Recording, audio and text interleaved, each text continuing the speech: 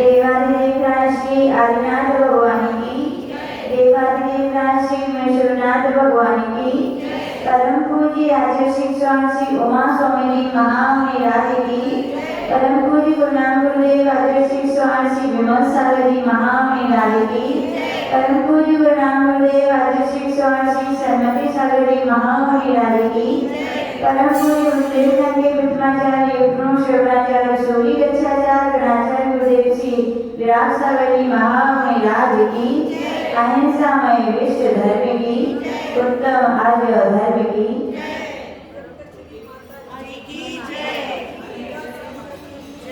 प्रदूषण प्रगटास का तीसरा दिन उत्तम आर्य, और आज हम सभी यहाँ पर मध्याह्न की वेला में एक दिन क्रमशः एक अध्याय के स्वाध्याय का वाचन श्रवण कर रहे हैं और पूज्य गुरुदेव से जो सीखा जो पाया उसी के अनुसार हम यहाँ पर बताने का प्रयास कर रहे हैं। तीसरा अध्याय यहाँ से प्रारंभ हो रहा है। शिष्य पूछ रहा है, भगवान जीव द्रव्य की विशेषता से पहला अध्याय दूसरा अध्याय कहा आपने, तीसरे अध्याय में आप क्या बताने वाले हैं? तो वहां पर आके उमा स्वामी जी महाराज ने कहा कि 6 द्रव्य इस लोक में पाई जाती हैं। कहाँ पाई जाती हैं? 6 द्रव्य लोक में पाई जाती हैं। इस लोक के बारे में कहेंगे। वो लोक 14 राजू लंबा, 7 राजू चौड़ा, 7 राजू मोटा है। उसके 3 विभाग हैं। नीचे से कहें तो पहला अधोलोक, मध्यलोक और ऊर्ध्वलोक। अधोलोक भी 7 राजू चौड़ा, 7 राजू लंबा और 7 राजू मोटा है। मध्यलोक केवल बहुत छोटा हिस्सा, कितना है? केवल कितना है? 1 राजू। कहा जाता है कि उतना भी नहीं है। फिर वहां से लेकर के उसी 1 राजू को प्लस करके 7 राजू ऊपर तक, बीच में जो मध्य में 5 राजू चौड़ा है और ऊपर जो 1 राजू चौड़ा है और 7 राजू जिसकी मोटाई है, ऐसा कौन सा लोक है? ऊर्ध्वलोक है। ये लोक है। और आचार्य भगवान कह रहे हैं इन लोगों के बीचों बीच में बिल्कुल मध्य में 14 राजू से कुछ कम एक कृष्णाली है। क्या है? कृष्णाली है। वो 1 राजू चौड़ी है। ऐसी कृष्णाली में केवल कौन से जीव पाए जाते हैं? कोई भी बता देगा। कृष्णाली यानी इसमें 2 इंद्रिय से लेकर 5 इंद्रिय जीव पाए जाते हैं। उसे क्या कहते हैं? कृष्णाली कहते हैं। आचार्य भगवान यहाँ पर तीनों लोगों के मध्य में जो कृष्णाली है उसके सबसे नीचे भाग में कौन रहते हैं? सबसे नीचे तो कलकल भूमि है जिसमें नित्य निगोध ऐसा कहा जाता है, निगोध भी वहाँ पर निवास करते हैं। फिर उससे ऊपर की ओर यानी कि मध्य लोक से प्रारंभ करें तो नीचे नीचे की ओर क्रमशः 7 नरक की क्या है? भूमियां हैं। अब ये नरक क्या होते हैं? क्या होते हैं? जैसे यहाँ पर अपन देखते हैं कोई अपराध करता है तो उसका क्या दिया जाता है? दंड दिया जाता है। लेकिन यहाँ की दंड प्रणाली अंधा कानून है। क्या बोलते हैं? कानून कैसा है? अंधा है। लेकिन हमारे जैन आगम का कर्म सिद्धांत कहा जाता है वो अंधा नहीं है, वो तो बड़ा न्यायवान है। जैसा करोगे कैसे मिलेगा। यहाँ पर 2 प्रकार से पाप किए जाते हैं, वैध रूप से अवैध रूप से। यानी कि उसके लाइसेंस मिल जाते हैं तो व्यक्ति धड़ाधड़ हिंसा पाप करता है, और लाइसेंस नहीं मिलते हैं अवैध कहते हैं। अवैध रूप में कोई मांसाहार यदि कोई ऐसा व्यापार करता है तो उसकी सजा है, लेकिन वैध रूप में करता है तो कानून के पास कोई सजा नहीं है। लेकिन हमारे यहाँ पे जैन धर्म का कर्म सिद्धांत बोलता है भैया जो अवैध वाले को सजा है, जो छोटा मोटा पाप कर रहा है तो वैध वाले को भी बड़ी सजा है। जैसे अवैध को बिना लाइसेंस के कारण मिला है तो ऐसे एक भी अपने यहाँ पे आगम में कहा गया लाइसेंस वाला एक सिस्टम है, यानी बड़ी जेल है, वहाँ फिक्स है। वो कौन सी है? बड़ी जेल नरक है। क्या है वो? नरक है कि आपने बड़े बड़े पाप किए हैं तो आपको भोगना ही पड़ेगा, वहाँ जाना ही पड़ेगा।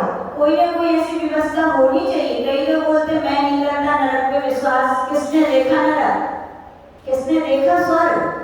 बताओ मैं कहाँ है? बताओ कहाँ है? तो आचार्य जी बोलते थे भैया मानते हैं स्वर्ग और नरक कोई ऐसी चीज नहीं है कि हम आपको छद्मस्त हैं, हम आपको हाथ पर लाकर नहीं दिखा सकते। लेकिन केवड़ी भगवंत सर्वज्ञ हैं, उनके लिए चराचर पदार्थ झलक रहे हैं और उनके ज्ञान में जो झलका उनने वही अपने उपदेश में कहा है। नान्यथा वादिनो जिना, आज्ञा सम्यक है, भगवान ने कहा है तो मुझे स्वीकार है कि नरक भी होते हैं। फिर भी कोई तर्कशाली हो जाए तो आचार्य बोलते थे भैया मान लो किसी ने कहा कि पाप करने से नरक होता है, ठीक है ना, और कई बार ऐसे भी काम अपन करते हैं लेकिन नहीं करें तो भी काम चल सकता है कि नहीं। रात्रि भोजन में कोई बोलता है रात्रि भोजन करने से नरक जाते हैं, ठीक है ना, किसी ने कहा मान लीजिए, तो उन्होंने कहा रात्रि भोजन करना जरूरी है क्या? बोले कोई जरूरी नहीं है, हम बिना रात्रि भोजन के भी काम चला सकते हैं। तो वहाँ पर तर्क दिया जा सकता है भैया जब आप बिना रात्रि भोजन के काम चला सकते हो तो क्यों खाते हो? मानते नरक हमने भी नहीं देखा, तुमने भी नहीं देखा, यदि निकल आया तो बोलो, यदि निकल आया तो आपका तो बिना रात्रि भोजन के काम चला तो मत करो, और आपने किया और निकल आया तो आपको क्या करना पड़ेगा? नरक के दुख भोगने पड़ेंगे। आगम से युक्ति से नरक की सिद्धि होती है, इसलिए वो नरक होते हैं। वो नरक कैसे होते हैं, कहाँ होते हैं, क्यों नरक जाते हैं प्राणी, क्यों जाते हैं? आप लोग बता देंगे बहवरम परिव्रतम नार्यश्या, लेकिन आचार्य बोलते थे फिर तो भरत चक्रवर्ती जैसे राजा महाराजा को सबसे पहले नरक जाना चाहिए, 6 खंडे के अधिपति हैं। तो नहीं भैया, यहाँ पे छेठाला में कहा है अति संक्लेश भावते भयो घोर सब सागर में कर लो। जीव कम परिग्रह ज्यादा परिग्रह तो बाहर निमित्त है, लेकिन परिणति जीव की जब अति संक्लेशतापूर्ण होती है, एक गरीब के भी अति संक्लेश परिणाम नहीं हो सकते हैं। जिसके पास सब कुछ है उसको उतने संक्लेशता नहीं है, लेकिन जिसके पास नहीं है दूसरों की देख देख कर अति संक्लेश होता है, होता है कि नहीं? 7वें नरक का वो मक्ष महामक्ष नरक जाता है, और कान में रहने वाला तंदुल मक्ष अति संक्लेश परिणाम करने से कहा गया नरक गया। तो आचार्य भगवान कह रहे वस्तु का अभाव और सद्भाव जो बाहर निमित्त है, मूल कारण तो क्या है? अति संक्लेश परिणाम। इसीलिए अपन को कहा जाना पड़ता है अति संक्लेश जब जब अपने परिणाम होते हैं। संक्लेश का यानी क्या? 2 स्थान होते हैं, संक्लेश स्थानों में तो विशुद्धि स्थान। पूरी पूरी जब धवला पढ़ाया करते थे तो हमेशा करते थे, उसमें सूत्र आता है विसोही नाम को विशुद्धि किसे कहते हैं? तो वहाँ पे कहा गया मंद कसाय नाम विशुद्धि। मंद कसाय जो जीव के होते हैं तो क्या कहा गया? आपकी आत्म विशुद्धि है, क्योंकि संसार में यदि कसाय खत्म हो जाएगी तो 11वें स्थान में पहुंच जाओगे, रातों भ्रष्ट हो, संसारी हो। तो आचार्य लोगों के मंद कसाय हो गई आपकी यानी आत्म विशुद्धि है, और तीव्र कसाय हो गई यानी आपकी संक्लेश परिणाम है। तो आचार्य लोग कह रहे हैं जिन के तीव्र कसाय के परिणाम होते हैं वो अति संक्लेश भाव करते हैं, और अति संक्लेश भावों का फल क्या है? नरक जाना पड़ता है। उससे से पूछ रहे भगवान वे नरक कैसे होते हैं, क्या होते हैं? तो पहले सूत्र के रूप में आचार्य भगवान कह रहे हैं और अधोलोक में 7 भूमियां होती हैं। कितनी भूमियां होती हैं? उनके नाम क्रमशः सूत्र में कह रहे हैं जगत शर्करा वारुका पंकधूम तमो महातमा प्रभा भूमियो घनांगो वाता कासप प्रतिष्ठा सप्ताधोरा।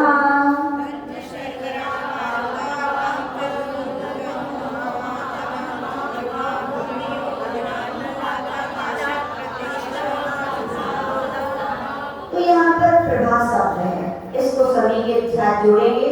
रत्न प्रभा, सर्ग प्रभा, वायु का प्रभा, पंख प्रभा, धूम प्रभा, तम प्रभा, महातम प्रभा, भूमियों। ये 7 नरक की क्या है? क्रमशः भूमियां हैं। ये 7 नरक की भूमियां किसी भी वस्तु के लिए आधार की आवश्यकता होती, बिना आधार की कोई वस्तु नहीं रहती है। ये नरक के 7 पृथ्वियों के आधार आचार्य नरसूत्र में कह रहे गणांगो वादा कासा प्रतिष्ठा, यानी ये प्रतिष्ठित है। इससे 7 नरक की भूमियां क्रमशः घनोदरी वाद वलय से, फिर घनोदरी वाद धनवाद वलय से, और धनवाद वलय तनुवाद वलय से, और तनुवाद वलय आकाश के आधार से। और आकाश का कोई आधार नहीं है क्योंकि वो क्या है? स्वप्रतिष्ठित है। सप्ताधोरा, और ये नरक सात भूमियां कैसी हैं? अधो अधो कैसी हैं? यानी कि पहले भूमि ऊपर, फिर दूसरी उसके नीचे, तीसरी उसके नीचे, जो ऐसे क्रमशः सातों क्या ये नरक की भूमियां होती हैं। सीधा है, इनके नाम भी रूढ़ के नाम है। रत्न प्रभा, जिस भूमि की प्रभा रत्नों के समान है। शर्करा प्रभा, जिस भूमि की प्रभा शर्कर, कई बोलते शक्कर, तो शक्कर नहीं लेना है, कंकड़ लेना है। क्या लेना है? बड़े बड़े कंकड़ की प्रभा के समान है। कालुका, कंकड़ के छोटा, रेत की प्रभा के समान है। पंक, पंक का अर्थ कीचड़ के समान प्रभा वाली है। तमका फिर है धूम, धूम यानी धुएं की प्रभा वाली है। तम यानी अंधकार की प्रभा वाली है। और महातम यानी प्रगाढ़ गाढ़ अंधकार के समान जिसकी प्रभा है। ऐसी क्या है ये? क्रमशः सात भूमियां होती हैं। और इन भूमियों में ही क्रमशः सात नरक होते हैं। कौन कौन से होते हैं? ब्रह्मा, वंदा, मेघा, अंजना, अरिष्टा, मघवा और माघवी, ये क्रमशः यहाँ पर इनके नाम होते हैं। तो आचार्य भगवान कह रहे हैं कि जो पहली भूमि है रत्न प्रभा, उसके तीन भाग होते हैं। पहले भाग का नाम खर भाग है, दूसरे का नाम पंक भाग है और तीसरे का अपहुल भाग है। इनमें क्रमशः खर भाग में तो आचार्य भगवान कह रहे हैं कि अशोक कुमार और राक्षसों को छोड़कर कितने प्रकार के? 9 प्रकार के भवनवासी और 7 प्रकार के वैतर देवों के यहाँ भवन है। और पंक भाग में अशोक कुमार और राक्षस जाति के एक भवनवासी और एक वैतरवासी देवों के भवन है। और नीचे कह रहे अमूल्य भाग में ही 13 पटल हैं। और 13 पटलों में पहला नरक है। कौन सा है वो? धम्मा, जिसके कितने पलट हैं? पटल हैं, 13 पटल है। पटल का अर्थ होता है जैसे आपके घरों में मंजिलें होती ना, 1 मंजिल, 2 मंजिल, 3 मंजिल, ऐसी नरक में प्रथम नरक के भी कितने विभाग हैं? 13 विभाग वहां पर कहे गए हैं। अब नारकी किसे कहते हैं या नरक किसे कहते हैं? तो कह रहे हैं नारकियों के रहने के स्थान को क्या कहते हैं? नरक कहते हैं। नरक गति के जीव जहाँ रहते हैं उन्हें नरक कहते हैं। और आचार्य भगवान कह रहे क्या विशेषता है इनकी? इनकी ये विशेषता है कि उनके द्रव्य क्षेत्र काल भाव का ऐसा प्रभाव रहता है कि वहां ये नारकी परस्पर में लड़ते और झगड़ते ही रहते, कोई एक दूसरे को प्रीति को प्राप्त नहीं होता। आचार्य बोलते थे नरक व्यक्ति बाद में जाता है, पहले उसका जीवन नरक बनता है। क्या बनता है? क्या समझ में आया? नरक व्यक्ति बाद में जाता है, पहले उसका जीवन नरक बनता है। यहाँ पर जो व्यक्ति अति संकेश परिणाम वाले हैं, जिनकी बहुत लड़ने का झगड़ने का क्रूर स्वभाव, जिनका निरंतर जो आर्तरौद्र ध्यान या आर्तरौद्र नहीं, हिंसा नंदी, मृषा नंदी, चौर्य नंदी और परिग्रह संरक्षण नंदी रौद्र ध्यान में जो निरंतर लिए रहते हैं, आचार्य भगवान कह रहे हैं वे ही नारकी है वास्तविकता में, क्योंकि बीज का प्रारंभ इन्हीं भावों से हुआ है। तो यहाँ जो ऐसे परिणाम करते हैं उनके फल भोगने में कहा जाना पड़ता है नरक में। जो आज यहाँ पर प्रेम से नहीं बैठ पा रहे हैं, तो आचार्य बोलते थे कि भैया तुम्हें देख के लगता है या तो नरक से आए हो या नरक जाने वाले हो। आचार्य हमेशा बोलते थे जो आपस में प्रेम भाव से नहीं रह पा रहे उनकी यही है, या तो नरक से आए हो नरक जा रहे हो। और जिनके आज यहाँ पर एक साथ 4 क्या 40 क्या 400 क्या आचार्य बोलते थे साधु यदि एक मंच पे बैठे तो सारी समाज एकत्रित हो जाएगी, लेकिन जो कौन बैठ पाएगा? बोले वे ही बैठ पाएंगे जिन्हें सिद्ध बनने की योग्यता है, या कहेंगे सिद्ध वे ही बन पाते जो यहाँ पर एक साथ बैठ जाते। जो यहाँ पर एक साथ बैठे वे सिद्धालय में जाकर एक वाणी अनेक विराजमान हो पाएंगे। तो प्रीति आपस में होनी ही चाहिए, बस इतना अंतर है, ज्यादा रागात्मक नहीं होनी चाहिए, क्योंकि राग आग दहे सदा, वो राग जितना गाढ़ होता है आचार्य जी बोलते हैं उतना ही खतरनाक रूप में द्वेष में परिवर्तित होता है। काम से काम रखना चाहिए। क्या होना चाहिए? काम से काम, बस अपना जितना हुआ उतना करने का, बाकी मन को ज्यादा किसी से राग भाव नहीं करने का। तो आचार्य भगवान यहाँ पर शिष्य बोले भगवान और नरकों में नारकी कहाँ रहते हैं? हम लोग तो घर में रहते हैं, नारकी कहाँ रहते हैं? तो कह रहे हैं ताशु त्रिशत पंचविंशति पंचदश 10 पंचोनैक नरक सत सहस्राणि पंचचैव यथाक्रमम्।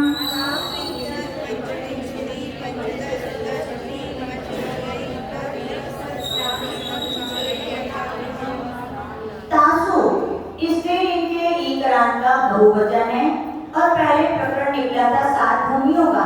तो 7 भूमियों में क्रमशः त्रिंशत्, पंचविंशति, पंचदश, 10, त्रि, पंचोनई, नरक सहस्राणि।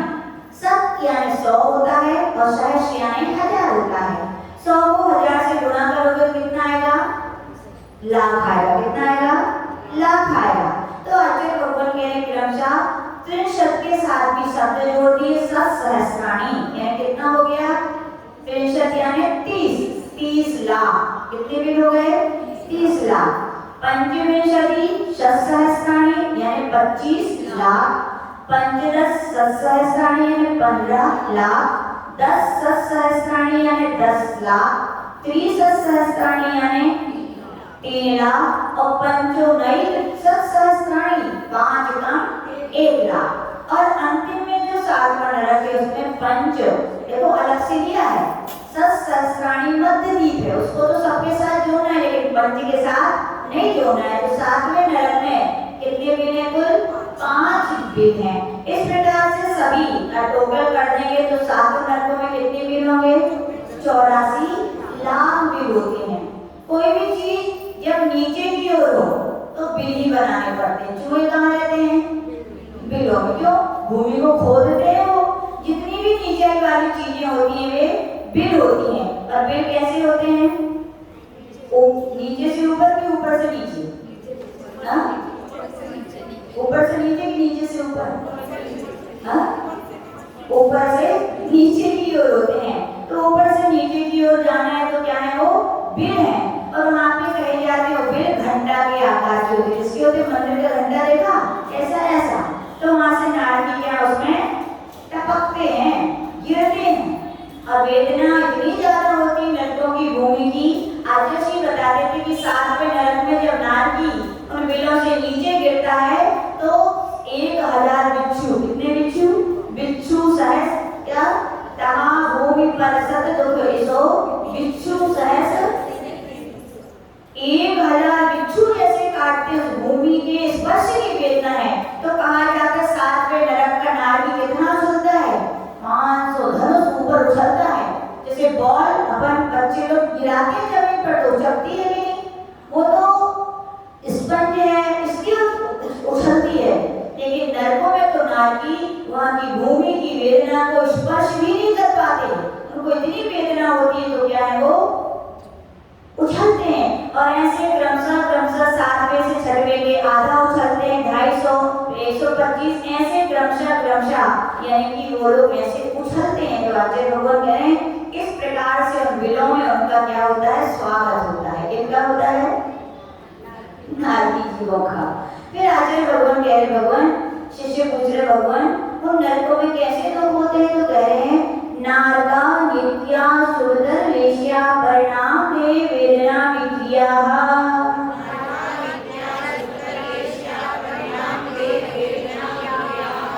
इस सूत्र में भी नित्या सुरदर लिखा है लेकिन अर्थ करेंगे तो क्या होगा? नित्य असुरदर। नारका यानी वे नारकी जीव। नित्या सुरदर लेश्या उन नारकी जीवों की हमेशा कौन सी लेश्या होती है? अशुभ ही लेश्या। कौन कौन सी अशुभ लेश्या होती हैं? पी, है ना? कृष्ण, घी, कपूर। ये अशुभ लेश्या द्रव्य से भी होती हैं और भाव से भी होती हैं। फिर क्या है? नित्या अशुभतर परिणाम। उनके परिणाम भी कैसे होते हैं? परिणाम से यहाँ अर्थ लेना है वहां का स्पर्श, वहां की गंध, वहां का वर्ण और वहां के शब्द इतने भयंकर होते हैं कि वो अशुभ ही उनके लिए सुनाई पड़ते हैं। अशुभ ही एक दूसरे के लिए ऐसे वहां का स्पर्श रसगंध आदि। वहां के कहा जाता है मिट्टी की गंध का 1 परमाणु बराबर भी हिस्सा यदि मध्य लोक में आ जाए तो कहा जाता है 4 कोष के जीव मर जाते। ऐसी हो अशुभ गंध है वहां की। एक बंदे को कुछ भी थोड़ा सा होगा तो नाक से बोलते और बड़ा गंदा है। आज इसी बोलते नाक से बोलने से क्या गंध चली गई क्या? क्यों? व्यर्थ में अपने संकेत परिणाम कर लिए कि नहीं? आपको करने की आवश्यकता नहीं है। आज इसी बोलते हैं किसी व्यक्ति में को गंदी है या किसी में कुछ बुराई है तो अपन देखकर मुंह टेढ़ा कर लेते हैं। ये तो ऐसे हम करते हो कि नहीं? आचार्य जी बोल रहे हैं पुरुषार्थ सिद्धि का उपाय में आचार्य अमृत सिंह मल के अर्ज कर भैया आप तो मल को भी देखकर निर्विचित साम के पालन करने वाले हो, तो मल को भी देखकर अपने नाक को मतलब खराब नहीं करो, अपना मुंह टेढ़ा मत करो।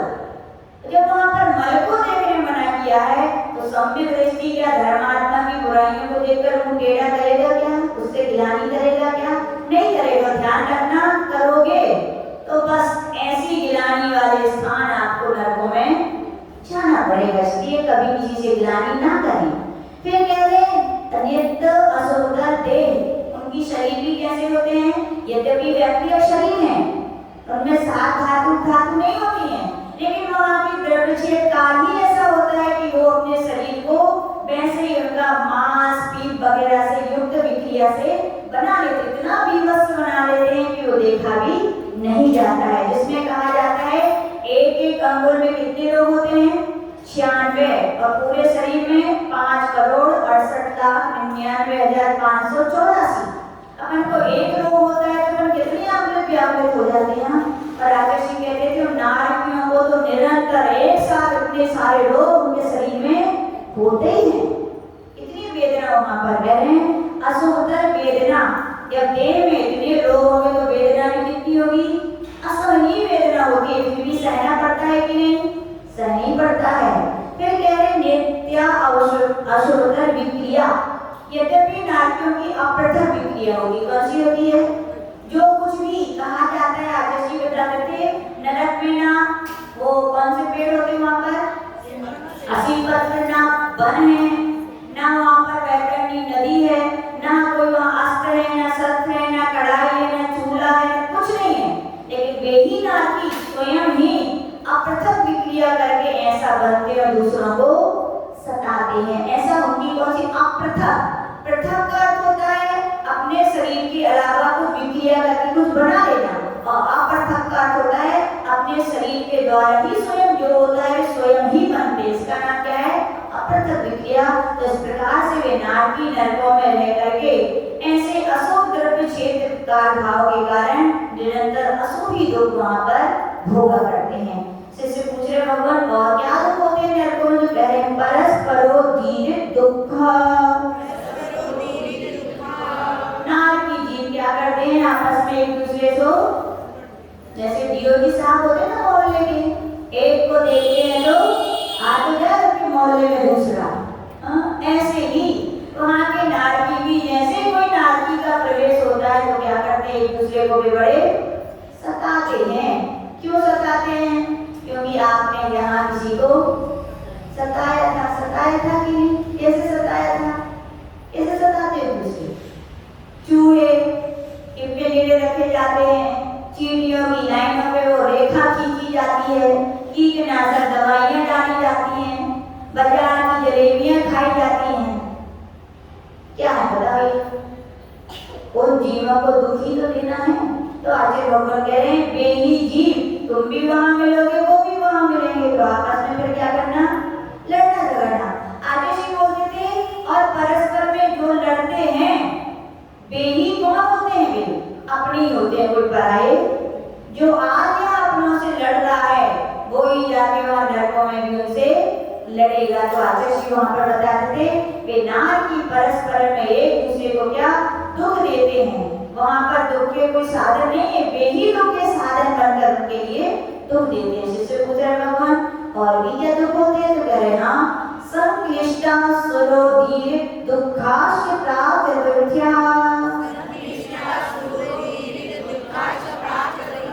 प्राप्त चतुर्थ्या चौथी पृथ्वी के पहले यानी कहाँ तक? तीसरी पृथ्वी तक। वहां पर संक्लिष्ट स्वभाव वाले भाव वाले असुर कुमार जाति के जो देव हैं उदीर दुखाश्य, वे वहां पर नारियों को आपस में जाकर के छेड़छाड़ करके उनको क्या करते हैं? दुखी करते हैं। कौन से? असुर कुमार जाति के। कौन बनते हैं? से देवासी बोलते थे जो यहाँ पर इधर की बात उनसे उनकी बात इनसे। कौन करते ये बात? हमारे आदिवासी बोलते थे जो ठलुआ होते हैं ना, इनको जो काम धंधा है नहीं है, बस गए एक द्वारे बैठे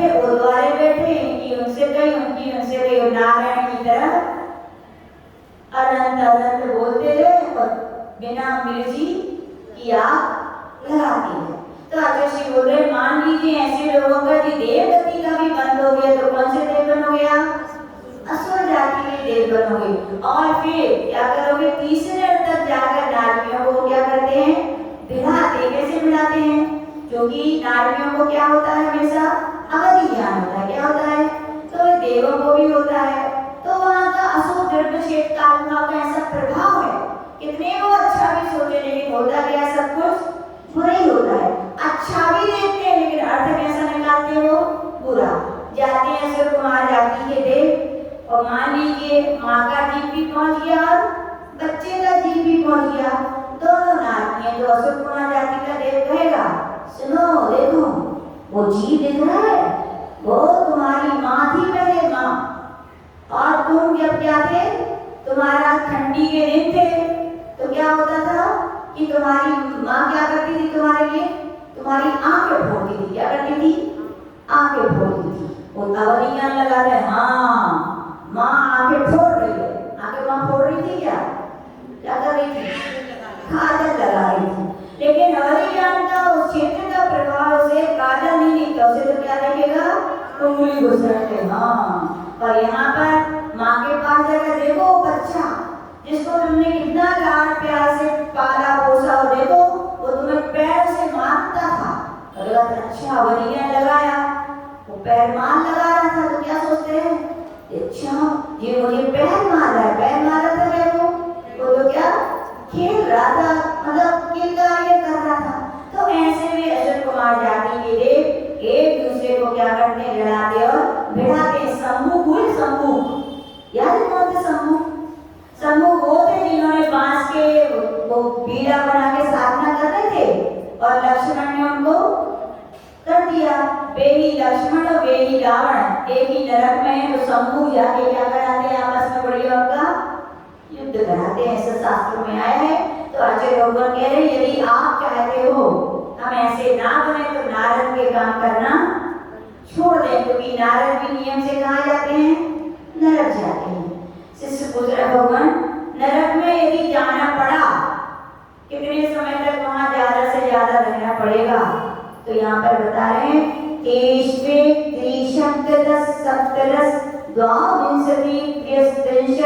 सारूपमा सत्वानां परास्थिति।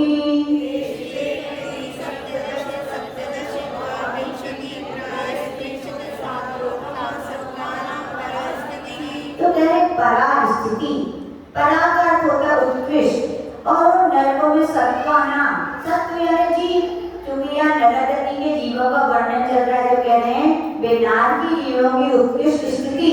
इसमें लिखा है सारूपमा। इस शब्द के लिए सबके साथ जोड़ना है तेषु। तेषु यानी सप्तमी का बहुवचन है, पुल्लिंग विक्रांत है। तो कह रहे उन नारियों की या उन नरकों में एक त्रि सप्तदश सप्तदश सागरोपम जोड़ते जाएंगे तो अर्थ मिलेगा त्रिसागरोपम यानी कितना? 3 सागर। फिर सप्त सागरोपम यानी 7 सागर। फिर 10 सागरोपम यानी 10 सागर। सप्तदश सागरोपम यानी 17 सागर। द्वाविंशति सागरोपम यानी 22 सागर। और 33 सागरोपम यानी 33 सागर वहां की उत्कृष्ट स्थिति होती है। सागर तो आप लोग सब समझते ही होंगे क्या होता है सागर? सागर के लिए आदर्शी बोलते थे 2 कोस गहरा चौड़ा और लंबाई बड़ा सा गड्ढा खोदो, उसमें उत्तम भूमि के 7 दिन के ही उत्पन्न हुए मेढ़े के जो बच्चा है उसके बाल इतने छोटे छोटे करो कि उसका दूसरा भाग ना हो। फिर उसमें क्या करो? गड्ढे को भर दो। उस गड्ढे का नाम क्या है? पल्ल। क्या है वो? पल्ल है। फिर आदर्शी बोलते थे 100 वर्षों में एक एक बाल को निकालो। क्या करो? 100 वर्षों में एक बाल को निकालो। जितने वर्षों में वो गड्ढा खाली हुआ उन वर्षों के समय बनाओ। क्या बनाओ? वर्षों के फिर समय। उन समय के को ही कहते हैं व्यवहार पल्ल। क्या बोलते हैं? और व्यवहार पल्ल से असंख्यात ज्यादा गुना होता है उद्धार पल्ल, और उससे असंख्यात गुना ज्यादा होता है अद्धा पल्ल। और आचार्य भगवान कह रहे हैं 10 कोड़ी अद्धा पल्लों का हुआ क्या होता है ये सागर की उपमा गढ़े थे। क्या है ये उपमा गढ़े थे, तो ऐसे सागर जानना चाहिए। शिष्य पूछ रहा है भगवान अब बहुत नरकों का सुन लिया, अब अपन को तो जाना है ही नहीं है, तो अब ज्यादा सुनने की हमारी ताकत भी नहीं है, आप तो आगे की कहानी सुनाओ। तो आगे भगवान कह रहे हैं 7 नरक अधोलोक के ऊपर एक राजू क्या है वहाँ पर मध्य लोक है, जिसको तिलक लोक भी कहते हैं। वहाँ की क्या व्यवस्था है तो यहाँ पर बता रहे हैं। जम्बू द्वीप लवणो दादया शिव नामानो द्वीप समुद्र।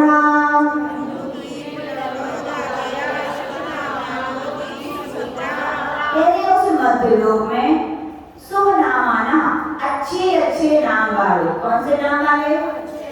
ये चिंटू मिंटू पिंटू अच्छे नाम है क्या? कोई अर्थ ही नहीं है जिनका, सब अशुभ नाम है। आचार्य बोलते अच्छे नाम मिलना भी पुण्य है, और अच्छे नाम वाले देश में उत्पन्न होना, क्षेत्र में उत्पन्न होना भी पुण्य है कि नहीं? तो आचार्य बोलते अच्छे नाम रखने चाहिए अपने बच्चों के, क्योंकि नाम का भी जीवन पर बहुत बड़ा प्रभाव पड़ता है। रखते इंटू चिंटू पता नहीं क्या क्या रखते थे, कुछ अर्थ ही नहीं निकलता। तो यहाँ कह रहे शुभ नाम वाले जम्बूद्वीप लवणो दादया, जम्बूद्वीप और लवण समुद्र को आदि लेकर ऐसे असंख्यात द्वीप हैं, और असंख्यात क्या है? समुद्र है। पहले द्वीप का नाम क्या है? जम्बूद्वीप, और दूसरे समुद्र का नाम क्या है? लवण समुद्र। आगे बोलते थे इनमें जो समुद्र हैं, कौन कौन से समुद्र? पहला समुद्र लवण समुद्र, उसका पानी कैसा होता है? खारा, नमक के समान।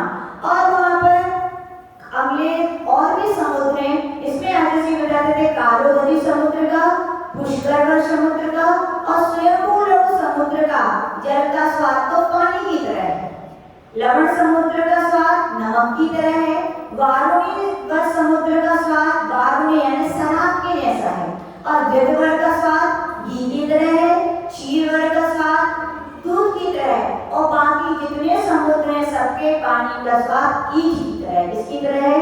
ईख की तरह है। पहला द्वीप है जम्बूद्वीप। तो जम्बूद्वीप उसका नाम क्यों है?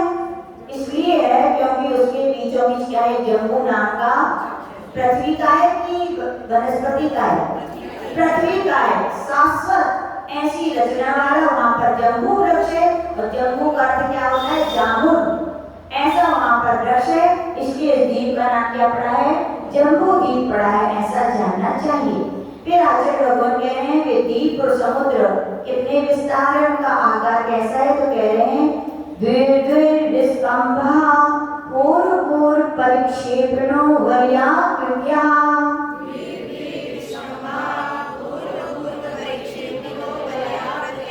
कह रहे प्रत्येक द्वीप समुद्र से दूने दूने विस्तार वाले। कितने विस्तार वाले हैं? यानी जितना द्वीप का विस्तार है उससे समुद्र क्या है? दुगना है। फिर समुद्र के बाद जो द्वीप आएगा उसका विस्तार दुगना दुगना विस्तार वाला। कैसे है ये? पूर्व परिक्षेपणों, पहले पहले का जो द्वीप है उस द्वीप के लिए समुद्र क्या है? घेरे हुए हैं। बचपन में खेल खेला जाता था, कौन सा खेला जाता था? चूड़ियों का, लेकिन आज तो परंपरा समाप्त हो गई चूड़ियों की, है ना? ऐसे ही है क्या चूड़ियाँ? अच्छा है अमरावती की महिलाएं बहुत समझदार है, चूड़ियाँ पहनती हैं, वो भी कांच की पहनती है कि नहीं?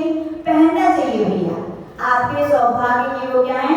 चिन्ह है। साइंस भी कहता है चूड़ियाँ पहनने से उसके इफेक्ट अलग होते हैं, नहीं पहनने से इफेक्ट अलग होते हैं। संगीत से भी बहुत सारी बीमारियां दूर की जाती। चूड़ियों की आवाज भी एक प्रकार का क्या है?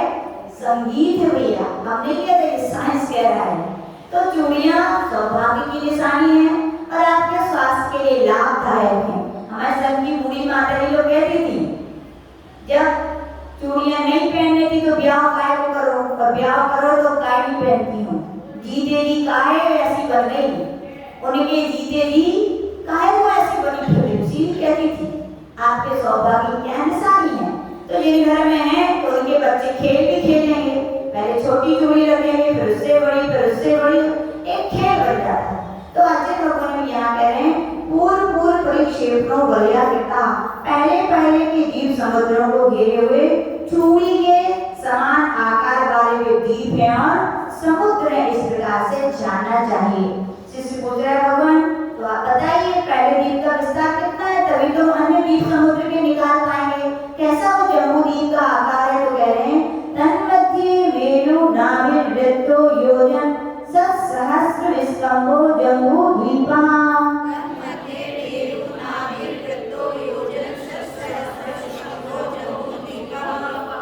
सहस्र है, क्या है, लोग सहस्त्र पढ़ते हैं, त्राणीय हो, क्या है, सा सड़क का है आधा और उसमें रा पूरा है, क्या होगा, सहस्र। सहस्त्र नहीं पढ़िए, सहस्त्र नाम नहीं होता, सहस्र नाम होता है। तो ये शब्द को सुधार करेंगे। तो आचार्य भगवान कह रहे वो जम्बू द्वीप तन यानी उस जम्बू द्वीप के मध्य यानी बीच में मेरु नाभिर्वृत्यो, जैसे शरीर में नाभि सेंटर में होती है वैसे जम्बू द्वीप के बीचों बीच में क्या है, मेरु। कौन सा मेरु है, पंचमेरु पर चल रहे हैं, कितने मेरु होते हैं, 5। पहले नंबर का मेरु सुदर्शन मेरु, कितना लंबा है वो, 1,40,000 योजन, कितना है, 1000 उसकी जड़ है।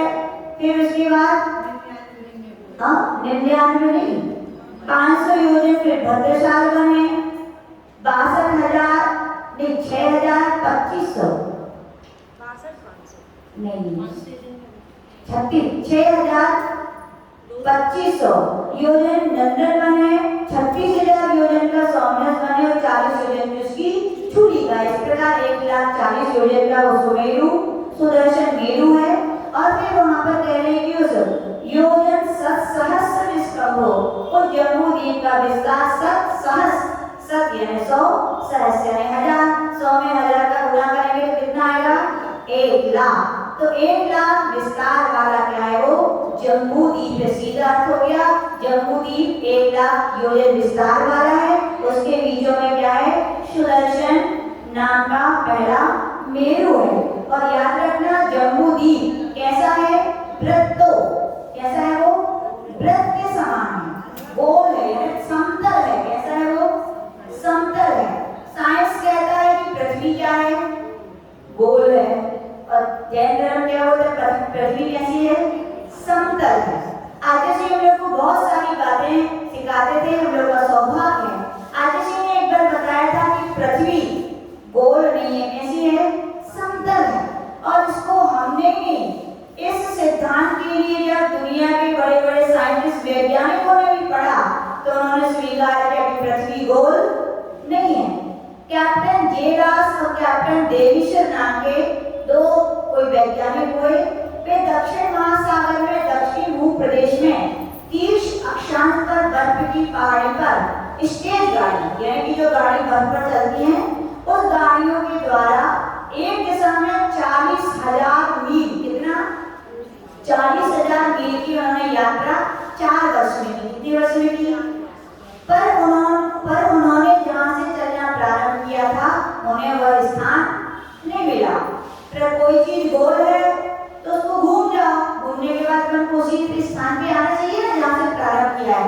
तो बोल रहे हैं कि मैंने 40,000 किलोमीटर तक चला, 4 वर्ष चले, लेकिन जहां से चलना प्रारंभ किया था वो हमें स्थान नहीं मिला। फिर उन्होंने कहा कि जबकि कहा जाता है कि पृथ्वी की परिधि 10,700 मील है। कितनी है पृथ्वी की गोलाई, 10,700 मील। यदि पृथ्वी गेंद के समान गोल होती तो लगभग जो वो कितना चल रही है, 40,000 मील।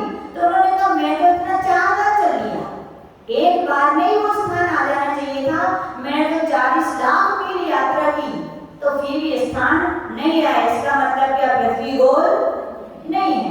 दूसरे आचार्य बताते हैं कि चीन के सम्राट जिनसी हुआ द्वारा जो निर्मित चीन की दीवार है विश्व की सबसे बड़ी दीवार है, 40 फीट ऊंची, 23 फुट चौड़ी।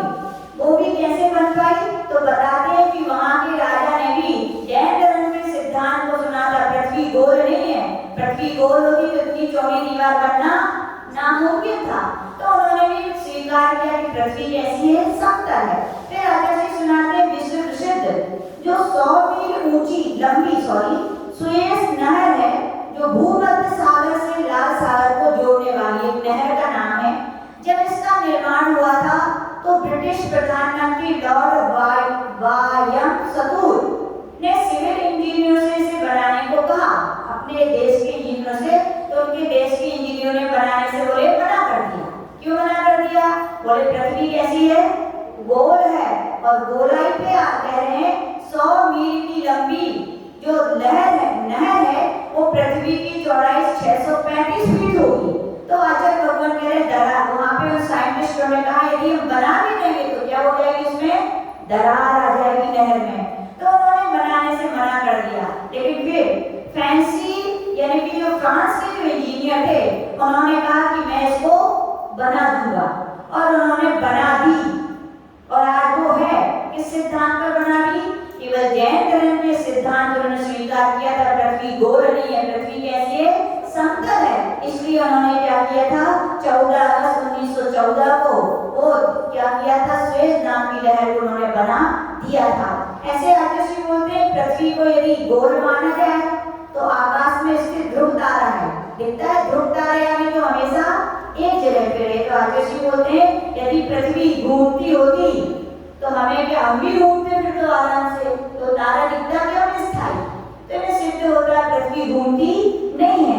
तो आचार्य ऐसे बहुत सारे हम लोगों को सिखाते थे कि साइंस जो कहता है वो सर्वथा सत्य नहीं है। लेकिन जिनेंद्र भगवान जो हमारे वैज्ञानिक नहीं महावैज्ञानिक थे, उन्होंने तो अपने थोड़े से ज्ञान से देखा, लेकिन भगवान ने तो अपने केवल ज्ञान से देखा है वो बात क्या सत्य है। साइंस की भी एक अच्छी बात है, वो ये नहीं कहते कि ऐसा ही है, वे क्या कहते हैं जितनी हमारी खोज है उतना ऐसा है, आगे खोज होगी तो स्वीकार कर लेंगे। तो कहने का तात्पर्य पृथ्वी गोल है कि समतल है? समतल है। किसकी समान?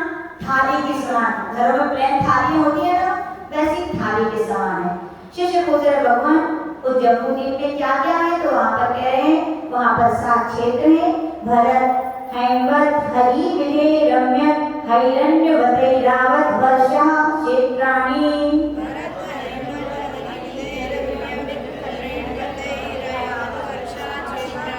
तो कह रहे वर्षा क्षेत्राणि, भारत भरतवर्ष, हेमवत वर्ष, हरिवर्ष, विदेवर्ष, रम्यक वर्ष, हैरण्यवत वर्ष और ऐरावत वर्ष। ये क्रमशः 7 क्षेत्र हैं। भरत क्षेत्र में कर्मभूमियां हैं, हेमवत क्षेत्र जघन्य भूमि है, हरि क्षेत्र मध्यम भूमि है, विदेह क्षेत्र कर्मभूमि भी है, और उसके जो उत्तर कुरु और देव कुरु है वहाँ उत्तम भूमि है, रम्यक में मध्यम भूमि है, हैरण्यवत में जघन्य भूमि है और ऐरावत में कर्म भूमि है।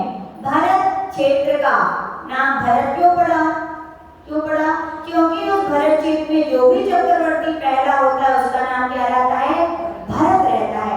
और ऐरावत क्षेत्र का भी नाम ऐरावत इसलिए है कि ऐरावत क्षेत्र में जो भी प्रथम चक्रवर्ती होता है उसका नाम क्या है? ऐरावत है। हेमवत क्षेत्र का नाम इसलिए हेमवत है क्योंकि वो हिमवंत पर्वत के पास में है। हरि क्षेत्र के विषय में कहा जाता है यहाँ पर जो मध्यम भूमि के जीव रहते हैं उनके शरीर का रंग कैसा है? हरा है। और विदेह क्षेत्र का नाम विदेह इसलिए है क्योंकि वहां से निरंतर देह से विगलित होने की, देह को छोड़ने की परंपरा वहां पर चालू रहती है, इसलिए उसे विदेह क्षेत्र कहते हैं। इस प्रकार से 7 क्षेत्रों के विषय में जानना चाहिए। जैसे गुजरे भगवान क्षेत्रों का विभाग, हमारे यहाँ पे क्षेत्र है, इनका क्षेत्र है, उनका क्षेत्र है, इनका, तो कोई ना कोई लाइन डाली जाती है तभी तो बनता है कि इनका डिवाइडेशन के लिए कुछ चिन्ह होता है। तो वहाँ क्षेत्रों के विभाजन कौन करता है? जो कह रहे हैं वहाँ पर क्षेत्रों के विभाजन करने वाले 6 पर्वत हैं। तद विभाजना पूर्वा परायता हिमवन महाहिमवन निषद नीलरुक्मी शिखरणो वर्षधर पर्वताः।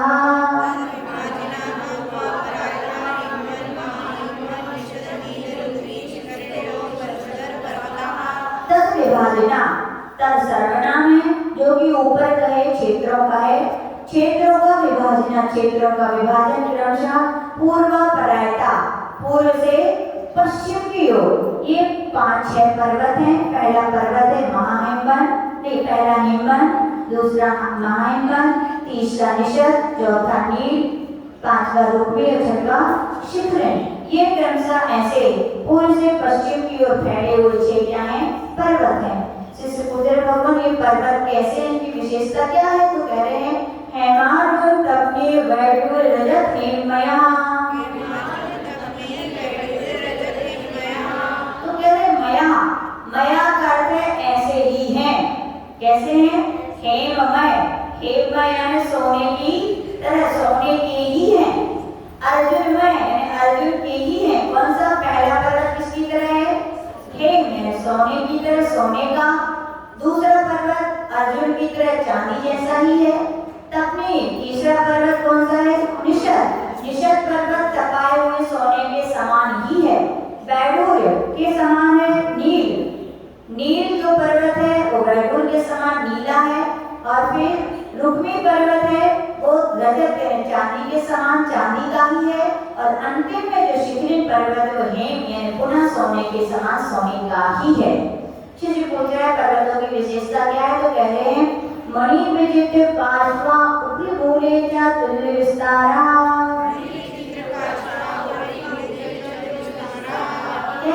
वो पर्वत उपरी यानी ऊपर, मूले यानी नीचे में, नीचे, और चा यानी मध्य में, तुल्य विस्तार एक समान विस्तार वाले। हमारे यहाँ के पर्वत कैसे होते हैं? नीचे चौड़े होते हैं और बढ़ते बढ़ते ऊपर कम हो जाते हैं, लेकिन वहाँ के पर्वत ऐसे नहीं है। वो तो कैसे हैं? ऊपर, नीचे और मध्य में समान विस्तार वाले हैं। और उनके पार्श्वा, उनके जो तट हैं वे मणि विचित्र यानी चित्र विचित्र बहुत सारी मणियों से जड़े हुए। असली मणियां हैं कि नकली हैं? सब किसी चाहिए तो नहीं है, लेने में जाओगे तो मिलने वाली नहीं है। तो ऐसी वो मणियां हैं।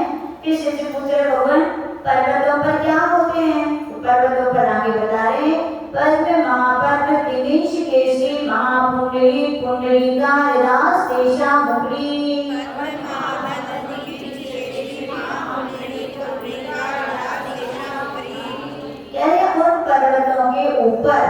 पर्वतों के ऊपर क्या है? अपन तो देखते पेड़ होते हैं, जानवर रहते हैं, लेकिन वहाँ के पर्वत बड़े निराले हैं। लेकिन अपने देश में भी कुछ कुछ हैं ऐसे पर्वत जहाँ पर तालाब है। कहाँ का है बताओ? उत्तर दिल्ली का तालाब, वो झरना है।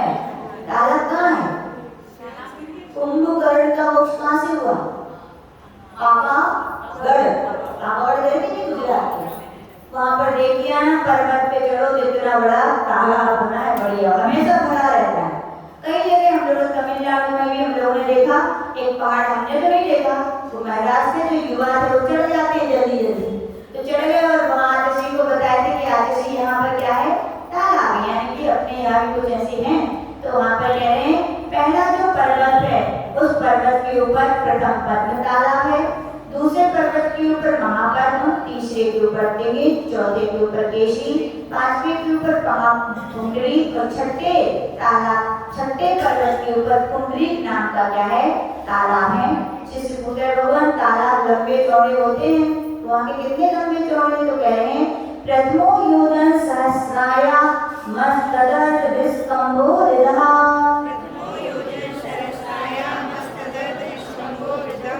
पहले पर्वत पर जो पहला तालाब है, प्रथमो पहले तालाब का योजन सहस्राया मस्तदर्थ, सहस्राया, सहस्र कितना होता है? 1000, यानी 1000 योजन क्या है? वो लंबा है।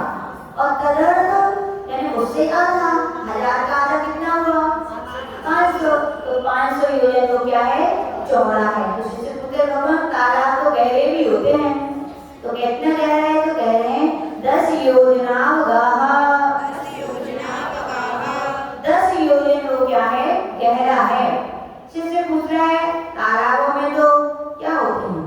हमारे यहाँ कमल है, कौन से तालाब में कमल? चाहे नैना के नीचे चले जाओ, चाहे बहुत सारे जगह कमल होते हैं। तो वहाँ भी क्या, वहाँ पर ऐसी कोई व्यवस्था है? तो बोले हाँ व्यवस्था तो है, लेकिन आपके यहाँ जैसे कमल नहीं। आपके कमल कौन से हैं? वो पृथ्वी का है कि वनस्पति का है? वनस्पति का है। लेकिन वहाँ जो कमल है वो क्या है? पृथ्वी का रचना है, वो क्या है? आकृति है, वास्तविकता वो कमल नहीं है, वनस्पति टाइप की है। तन मध्य योजना पुष्करम, पद्म सरोवर के बीच में 1 योजन लंबा चौड़ा क्या है? पुष्कर। पुष्कर यानी कमल का पर्यायवाची नाम बहुत सारे होते हैं, नीरज, पंकज, जलज, इंद्रिवर, ऐसी उसका नाम क्या है? पुष्कर। ये क्या है? कमल का पर्यायवाची नाम है, जिस प्रकार से जानना चाहिए। जिससे पूछे भगवान द्वितीय तालाब और कमलों का विस्तार कितना होगा? तो तो कह रहे हैं तद द्विगुण द्विगुणा यदा पुष्कराणि च। आगे के तालाब और कमल क्रम से प्रथम तालाब से उनके कमलों के दुगने दुगने विस्तार वाले हैं, ऐसा अपन को जानना चाहिए। लेकिन कहाँ तक लेना है अपन को? विलेय क्षेत्र के सेंटर बना लेना है, वहां तक के। फिर वहां से वो क्या हो जाएंगे सब? फिर आगे भी सूत्र कहेंगे उसका।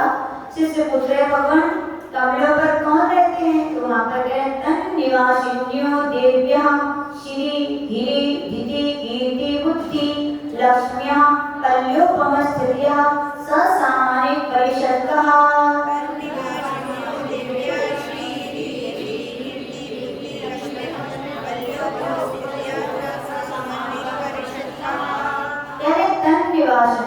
उन कमलों पर निवास कर देव्या, देव्या यानी देवी। पहला तालाब में तो कौन सी देवी रहती है? श्री देवी है कि नहीं है? सब चलेगी है, वो बार श्री देवी नहीं ले लेना, ठीक है ना। दूसरे तालाब में गिरी देवी, तीसरे में तिथि, चौथे में कीर्ति, आठवें बुद्धि, छठवें में लक्ष्मी नाम की देवी वहां निवास करती। उनकी आयु कितनी होती है? कल्योपम स्थितिया, एक पल्ली की आयु होती है और वे सामानिक और पारिषद जाति के देवों के साथ वहां पर निवास करती हैं। इसका बहुत सुंदर चित्र देखना हो तो आजकल आप लोग के मोबाइल का जमाना है, तो केबल ज्ञान को चैनल है, उसमें क्या बोलते हैं 3D सिस्टम के द्वारा बहुत सुंदर, बिल्कुल हमें लगता है उन्होंने उसको अच्छा दिखाने की बहुत अच्छी कोशिश की है। तो आप देख सकते हो वहां पर कैसे वो देवी और उनके देवों के पूरे भवन कैसे होते हैं। शिष्य पूछे भगवान उन तालाबों का पानी भर ही लेता है अपने यहाँ, तो कहते तालाब में नदी बनो, लेकिन वहाँ के तालाब अच्छे भैया नदी पानी को निकालते रहते हैं। तो क्या तालाबों से क्या निकलती? तो बोले नदियाँ निकलती हैं। तो कौन कौन सी नदी हैं? तो बता रहे हैं गंगा सिंधु रोहितोहिताश्या हरित कांता सीता सीतोदा नारी नरकांता सुवर्ण रूपकुला रक्ता रक्तोदा सरितस्तन मध्यगः।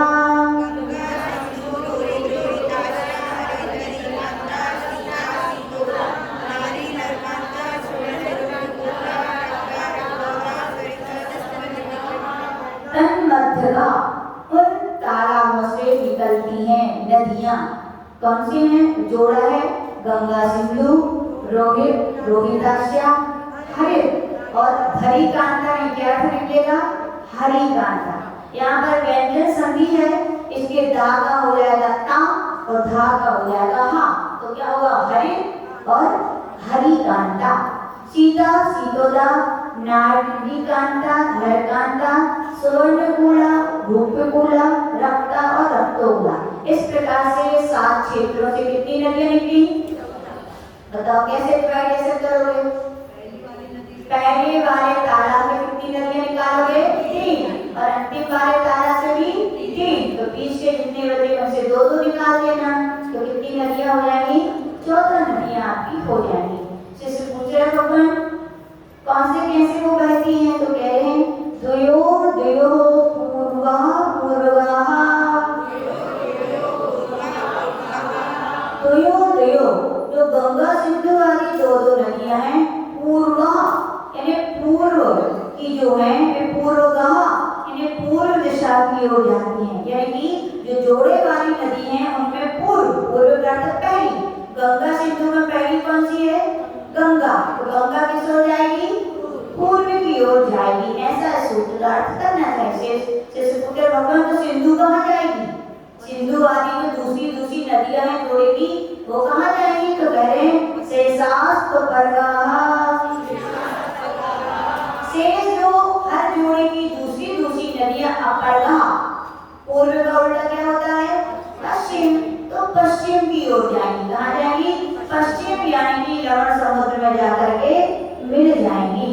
जैसे पूछ रहे भगवान और नदियों की क्या विशेषता है? तो कह रहे हैं हर जोड़े वाले नदियों की सहायक नदियां भी होती हैं।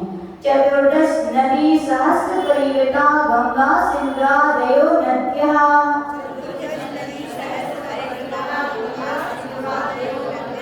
गंगा सिंधु ये 2 नदियों की 14,000, चतुर्दश सहस्त्र यानी कि 14,000 नदियां क्या होती हैं?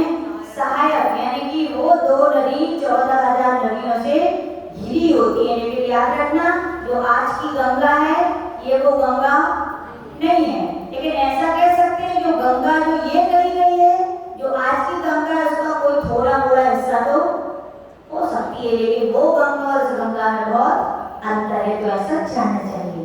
शिष्य पूछे भगवान पहले क्षेत्र का विस्तार तो बताइए, आपने तालाब वगैरह का सबका बता दिए, क्षेत्र का विस्तार कितना है? तो कह रहे हैं भरतव षड्विंशति पंचयोजन सद विस्तारा सद चैकोनविंशति भागा योजनस्य।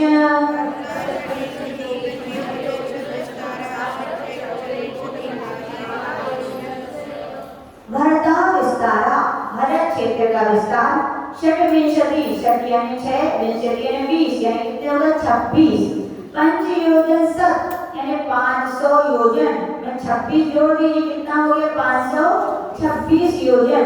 फिर कह रहे सत चैकोनविंशति भागा योजनस्य, फिर योग योजन के 6/19 भाग, कितने भाग देखा है ना, सत चैकोनविंशति एकोनविंशति विंशति यानी 20 और 20 में एक कम कर दीजिए कितना हुआ 19, तो कह रहे एक योजन के 6/19 भाग प्रमाण यानी टोटल कितना हो गया 526 सही 6/19 योजन। ये भरत क्षेत्र का क्या है विस्तार है।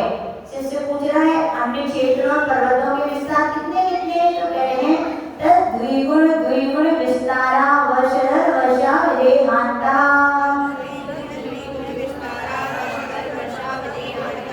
तो आगे भगवान यहाँ पे कह रहे हैं जितना पहले क्षेत्र का विस्तार है पर्वत का विस्तार उसे क्या करना है दुगना, फिर जितना पर्वत का उसने दुगना अगले क्षेत्र का, लेकिन कहाँ तक ले जाना है इसको विदेहांता, विदेह क्षेत्र के अंत तक ले जाना है। कहने का तात्पर्य भरत से दुगना हेमवत पर्वत का है, हेमवत पर्वत से दुगना हरि क्षेत्र का है, हरि क्षेत्र से दुगना विदेह क्षेत्र, यहाँ तक तो दुगना करना है।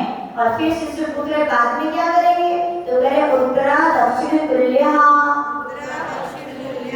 जितना नीचे यानी कि उत्तर के जो ऐरावत क्षेत्र ऊपर के हैं, नीचे दक्षिण है ऊपर उत्तर है, तो जितने दक्षिण के हैं उतने ही उसके तुल्य ले लेना चाहिए, यानी पहले जो क्षेत्र है तो अंतिम क्षेत्र का उतनी रहेगा, पहला जो पर्वत है तो वहाँ पीछे से पहला पर्वत यानी कि उसके समान विस्तार वाले ऐसे जाने चाहिए। शिष्य पूछ रहे भगवान इन क्षेत्रों में काल परिवर्तन कहाँ होता है कहाँ नहीं होता, तो कह रहे भरते रावतियो वृद्धि रासो ससमयाभ्याम मुसर्पिंड व सर्पणेभ्याम।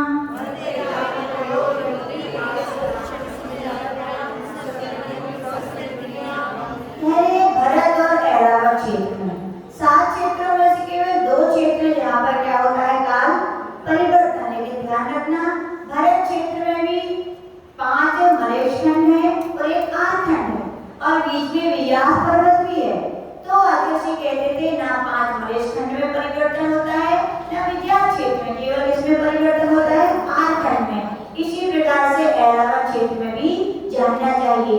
और वो कैसा होता है वृद्धि रासो, वृद्धि होती है यानी जिस काल में आयु शरीर भोजन आदि ये बढ़ते बढ़ते जाते हैं उसे क्या कहते हैं, उसे क्या कहते हैं उस सर्पणी काल, और इसमें ये सब घटते जाते हैं उन्हें क्या कहते हैं अब सर्पणी काल कहते हैं। इस प्रकार से जानना चाहिए उस सर्पणी काल के भी 6 भेद हैं और अब सर्पणी काल के भी 6 भेद हैं। आप सब समझदार हैं और विशेष आप पढ़ लीजिए क्योंकि घड़ी आपको संकेत दे रही है।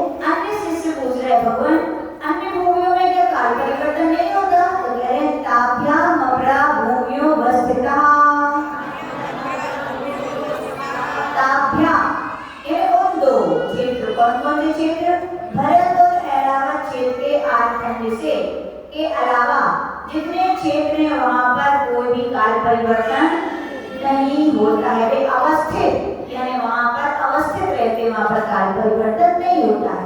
शिष्य पूछ रहे भगवान जो आपने वहां पर क्षेत्र कहे कौन कौन से, हमने पहले बताया था कौन सी कर्म भूमि है कौन सी भोग भूमि है, तो कौन सी वो भोग भूमि जो है वहां पर कितनी क्या आयु होती है, तो कह रहे हैं 1 2 3 पल्योपमस्थितियो हाइमवत घारी वर्ष देव पूर्वका।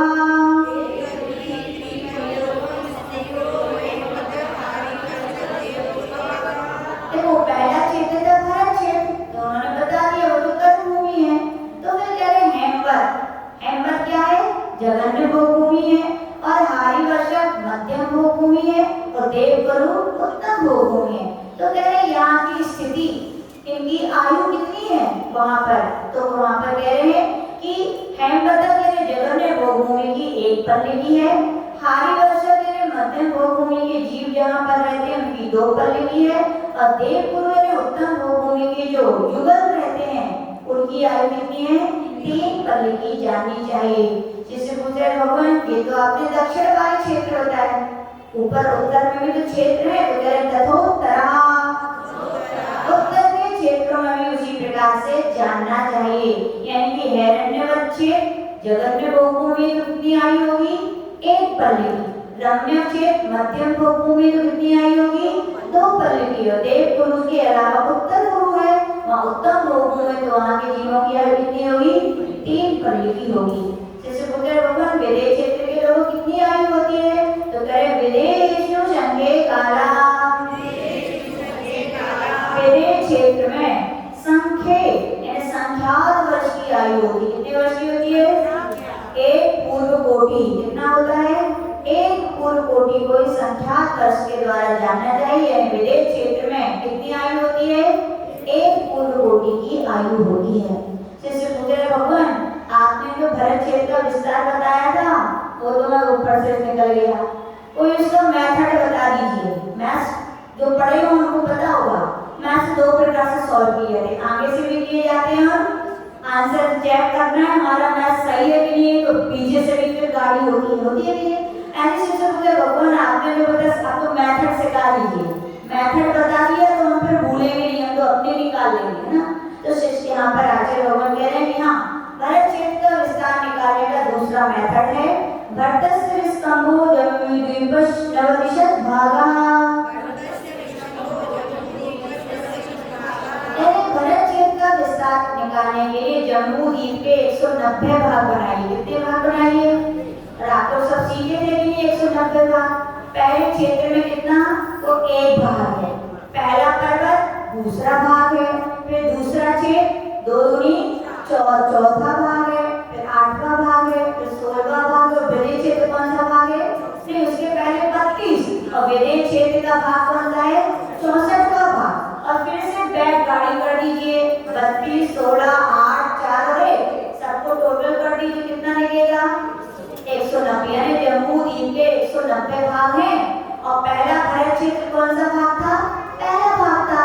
तो सीधा है कि वहां पर जम्बूद्वीप का विस्तार कितना था, 1 लाख योजन। 1 लाख योजन में 190 का क्या दे दो भाग दे दो, क्या आएगा 536 सही 6/19 योजन। ये मेथड इसको याद है तो पूरे क्षेत्रों के पर्वतों के विस्तार को अपने आप ही निकाल लेगा। शिष्य पुत्र भगवान जम्बूद्वीप के अलावा दूसरा द्वीप कौन सा है, तो कह रहे हैं द्विधार्थिकी खंडे। दूसरे द्वीप का नाम धार्की खंड है। जैसे जम्बूद्वीप में जम्बू नाम का वृक्ष था, जम्बू यानी जामुन, ऐसे धार्की खंड में शाश्वत और पृथ्वी का एक धार्की यानी आंवले का वृक्ष है, इसीलिए उसका नाम क्या है, धार्की खंड है। यहाँ पर सब चीजें जितनी जितनी जम्बूद्वीप में है उससे क्या है, सब द्वि यानी दुगनी दुगनी है, क्या है दुगनी दुगनी है। और उनको विभाजन करने वाले कौन से पर्वत है वहां पर, ईश्वरकार पर्वत है। कौन से पर्वत है, ईश्वरकार पर्वत। उत्तर से दक्षिण की ओर ऐसे आपको चित्र में सिखा चुके हैं, तो ऐसा आचार्य भगवान कह रहे हैं द्विधार्की खंड है। धार्की खंड दूसरा द्वीप है और उसमें सबको जम्बूद्वीप से दूने दूने चीजें हैं। आचार्य भगवान के शिष्य पुत्र भगवान तीसरा द्वीप कौन सा है, तो कह रहे हैं पुष्कराद्रेचा। तो बोल रहे हैं पुष्कराद्रेचा जो पुष्कर द्वीप है वहां पर कौन सा वृक्ष होगा, पुष्कर। पुष्कर यानी कमल का, इसके द्वीप का नाम पुष्कर है। और अर्धे कितना लेना है प्रभु, खाली आधा।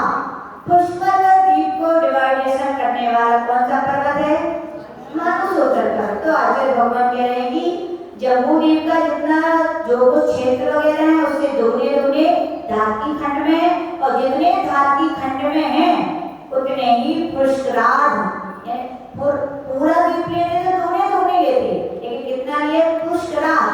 तो जितने धार्की खंड में क्षेत्र वगैरह उतने पुष्करार्ध में भी जानना चाहिए। यहाँ भी दो ईश्वरकार पर्वत हैं। शिष्यपुत्र भगवान कैसे पुष्कर द्वीप को आपने आधा कर दिया?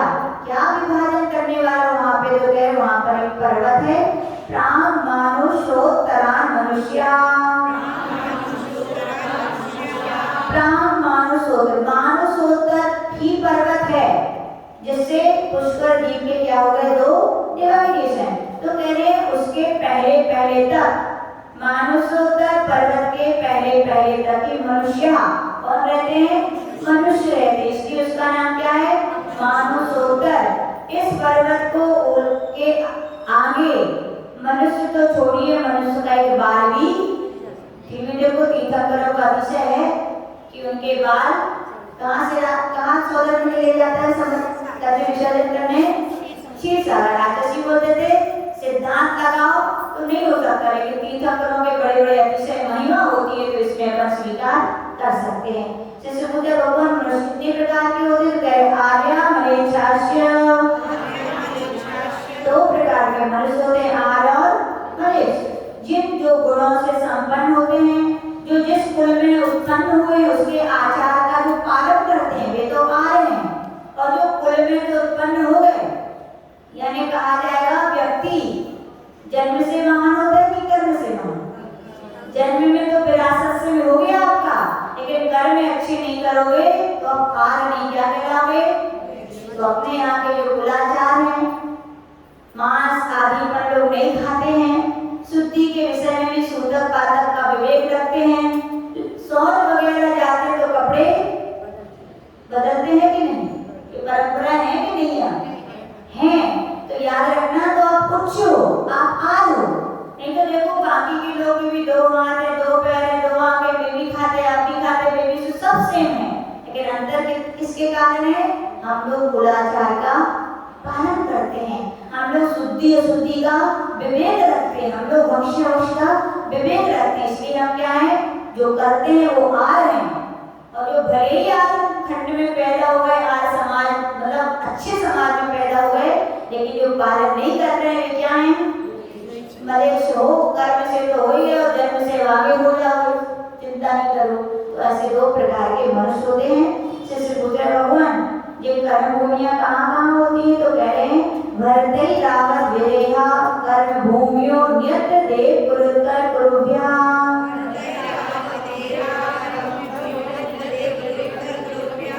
तो कह रहे भरतई रावत विरेहा, भरत क्षेत्र में कौन सी भूमि है?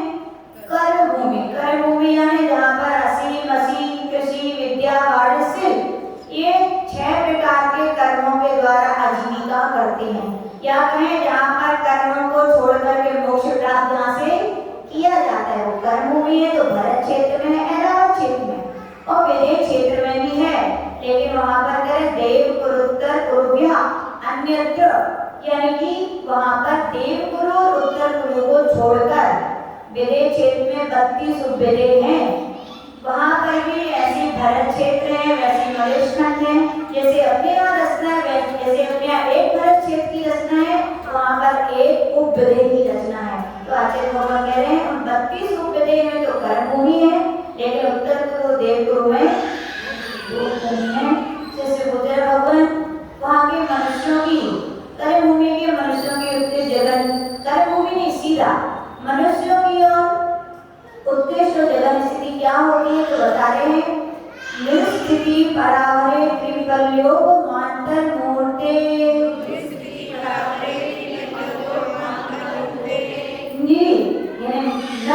नर यानी मनुष्य, स्थिति परावरे, पराकार होता है उत्कृष्ट और अवरे यानी जगन, यानी मनुष्यों की उत्कृष्ट स्थिति 3 पल्योगम कितनी होती है? लेकिन कौन से मनुष्य लोग को भूमि के ध्यान रखना। और जगन में अंतर मूर्ते, जगन में कितनी अंतर मूर्त, तो कौन से मनुष्य लोग? कर्म भूमि के। भोग भूमि तो इतनी आयु होती नहीं अंतर मूर्त, तो क्या लोगे? उत्कृष्ट आयु मनुष्यों की लगाओगे तो भोग भूमि के मनुष्य लेना, और जगन में आयु लगाओगे तो कर्म भूमि के मनुष्य। जैसे पूछ रहे हैं त्रियंजों की कितनी होती है? तो कह रहे हैं त्रियक योनि जानांचा, त्रियंजों की योनिज, त्रियंज गति में उत्पन्न हुए उन जीवों की मन मनुष्यों के समान जाननी चाहिए। यानी मनुष्यों की त्रियंचों की उत्कृष्ट स्थिति कितनी होगी? 3 पद। लेकिन कौन से त्रियंच?